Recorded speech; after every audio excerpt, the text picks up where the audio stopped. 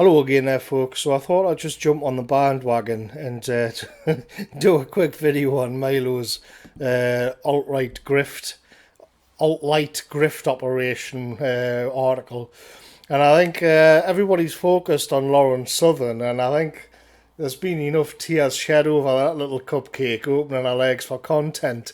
What interested me about it all was that all these swindlers and liars and con men, not including, Milo himself, that Milo was calling everybody at all these people like these alt-right swindlers. They were all like, he was calling them all conservatives.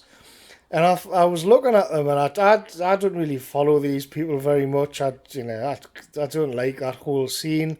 But I just looked at them all and their lifestyles, and I thought, what the hell are you people actually trying to conserve?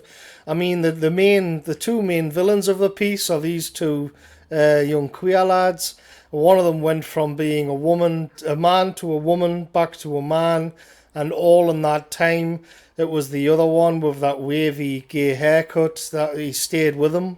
God.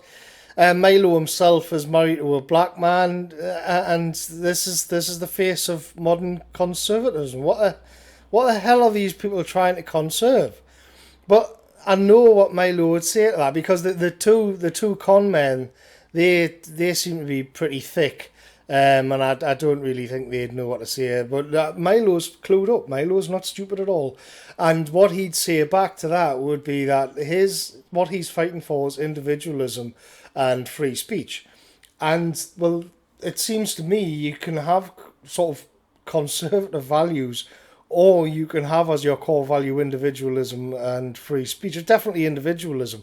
And so Milo's definitely put this into practice in real life. He doesn't give two shits about the wider moral fabric of society.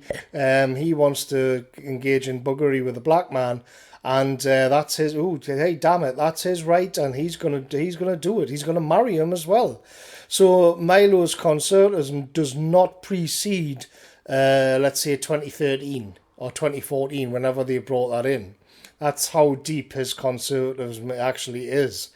But of course, then we get to the problem, because he can actually justify doing anything he wants, and that's his core value, because he's an individual.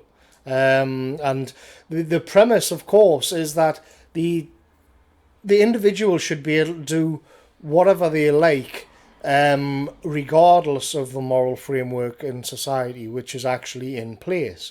And so they should not, their will should be cut loose of that, and they would see it as collectivism as well.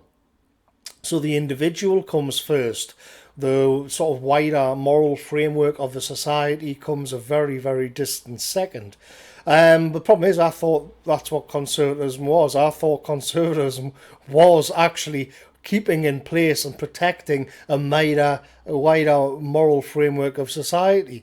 So then how can you at the same time say that your sort of core premise is an individual and you come first, but at the same time you also want to protect the moral and sort of theological fabric of the society? I don't see how that can happen. I think there's something wrong there. I think if that's the case, you're the worst conservative.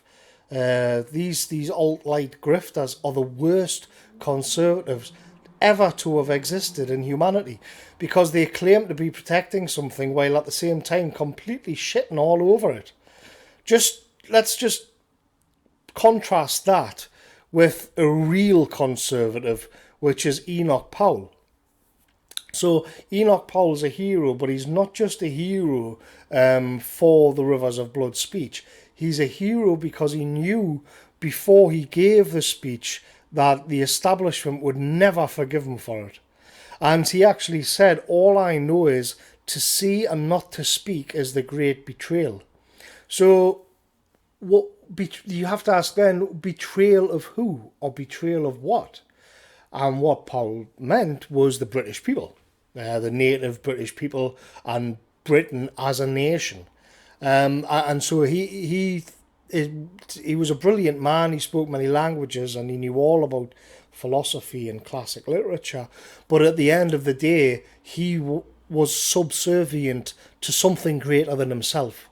And he's a hero because he sacrificed himself for that. Whereas, Milo says he has earrings worth $30,000. It would take me a year and a half to earn that. £30,000 or something. I'd have to work for a year and a half to try and get that kind of money. I mean, imagine what that could do. All of the money that was being pissed all over the place, what these alt-right grifters, the sheer scale of the money that was being thrown all over the place, just pissed away, that could have actually formed a sort of dissident right think tank, or maybe even a new political party, definitely some sort of organisation, maybe a lobby group against free internet censorship, something like that. But no. Because what happens is that the individual comes first, and it's your right to grift. And that's why I never trust these people. It's why I think that these libertarians are whores. Because you can justify doing whatever the fuck you want. If your core value is yourself, just do it. And what's happened in this article, of course, is that all of them have put that into practice. All of them. And it just becomes a big degenerate mess. Which is to say, that's what the society at large is. Just a nihilistic, degenerate mess. But you can do that if you want, but don't say that you're a conservative while you're fucking doing it. That's just like adding an extra dollop of dog shit onto it, onto the main clusterfuck. Okay, folks. I'll see you later.